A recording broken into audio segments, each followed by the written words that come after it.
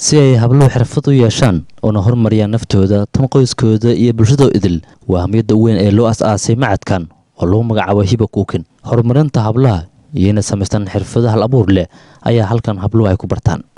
magacaygu waa Saciid Axmed Macalin waxaan ahaa ardayad kamida ardayda dhigata hiba cooking school waxaan ka faa'iiday inta aan joogo muddada aan joogay 4 bilood ayaan joogay waxaan ka faa'iiday wax badan gaar ahaan aniga qeybaha wax ka faa'iiday waxa kamid ah cilaan saarka iyo qurxinta sida make upka.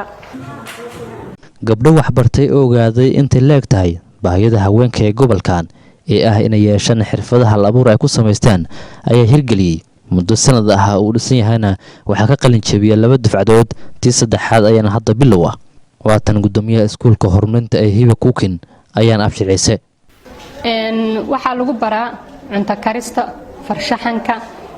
qurxinta guryaha decorationka make upka marka ardayda kulay waxaas dhigato waxay u qaybsan yihiin dhowr kooris dhowrkaas kooris waxay kala yihiin 1 bil 4 bil 6 bil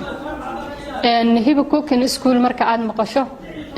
waa urur ku midoobay horumarinta hablaha ku nool deegaanka Cadaado waxaan go'aansanay maadaama aan nahay urur haweena oo deegaanka wax ku bartay inaan waxbarashadeena gaarsiino gabdhaha deegaankeena nagula nool ayagana si ay wax uga bedelaan noloshooda. gabar xirfad leh waa guri farxad leh waa guri farxad leh waa halku dhaga ururka horumarinta hiba cooking waa tan Caasha Daahir Cali gudoomiyaha xubinka ururkan oo ka hadlaysa horumarka wadankeena ama horumarka hablaheena waxa waa horumarka wadankeena meel walba waxa horumariyo waxa waa hablo sababtoo ah Nabi Muhammad sallallahu alayhi wasallam wuxuu sheegayaa habluhu inay yihiin wax walba hormuudkooda macnaha markii loo fiiriyo ayaga wax walba haga marka ururka wuxuu istaagay sida hablaheena ay u hagaajin lahaa si wadan hagaagsan oo ugu soo baxo deegaan hagaagsan marka hore ka bilowno hadii aamintid in aad gurigaaga wax ka bedeli karto waxa wax ka bedeli kartaa xaafadaada hadii aad aamintid in xaafadaada wax ka bedeli karto waxa wax ka bedeli kartaa deegaankaaga oo dhan ama degmadaada oo dhan hadii aamintid in degmadaada oo dhan wax ka bedeli kartid waxa wax ka bedeli kartaa gobolka aad joogto oo dhan gobolka oo dhan hadaa aamintid in wax ka bedeli kartid waxa wax ka bedeli kartaa wadankaaga oo dhan wadanka oo dhan hadaa aamintid waxa wax ka bedeli kartaa caalamka oo dhan waxa u socona marka anaga ama hiigsigeena waxa waaye in aan wax ka bedelno marka ugu horeyso deegaankeena si aan u gaarno deegaan hagaagsan kadib aan u gaarno gobol hagaagsan kadibna aan u helno wadan hagaagsan